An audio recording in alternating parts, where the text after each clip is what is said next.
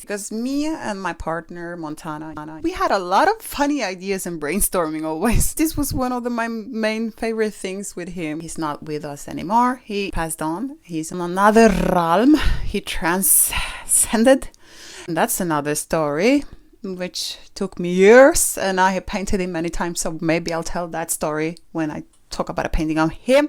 But now I'll talk about this painting because we talked about what can you do to save the world, have a more beautiful planet, what can you do to better the world, to free the people, thrive as humanity. Time he said, yeah, paint these guys, because he had another thought of why I should paint it, and this story is quite cool. He wanted to call the painting One of Us. I was like, yeah, it's cool, One of Us. He wanted to give this painting to Håkon, say, do you wanna be a legend? Of course he would, wouldn't he everyone? I don't know. But he said, do you want to be a legend? My man, he did a lot of management work on restaurants. So he was a bit like this, in the management work. But he said if he has the chance to tell him, do you want to be a legend, Håkon? Then what you do is you take your crown off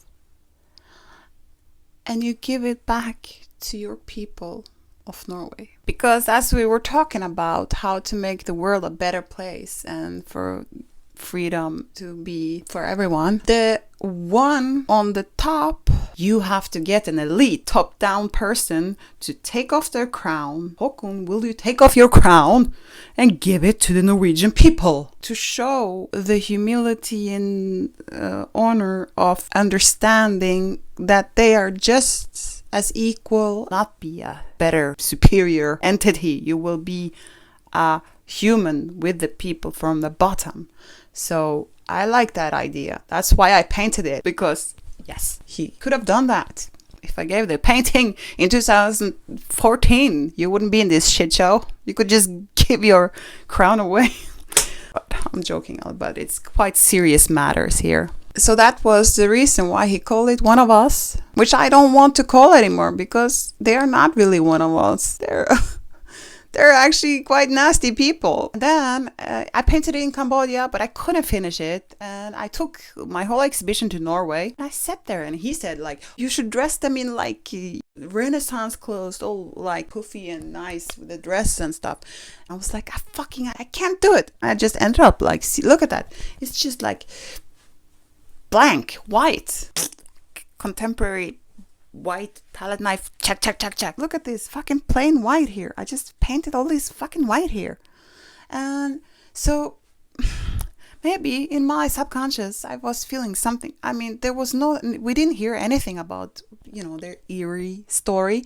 When I was in Norway, in my hometown, Tromsø, I even called the media and I was like, look guys, I made a royal portrait, come and check it out. And they came to my mom's studio in the basement and they took a photo of me and they made oh look, original royal portrait. It's very usual to make royal portraits if you're a figurative painter. It's very traditional to make also royals, so it's not a weird thing. We have more portraits of that around. Anyways, I walked around with the whole exhibition around for a week in Oslo, and nobody wanted it, so fuck it, About where this painting is now, well, so yeah, I want to bring you back a little bit to... okay, so I painted this in 2014. I signed it, but in 2016 I knew shit was shit and that she was in shit. But in 2020, I even oh my God, because my friend borrowed this painting. He said, I want to make a statement about the Corona Pass and address these people to, say no to Corona Pass. And I was like, sure. And he was like, oh, I said, when can I get it back? And he's like, no, you gave it to me. I was like, oh, did I? Really? No, I don't think so.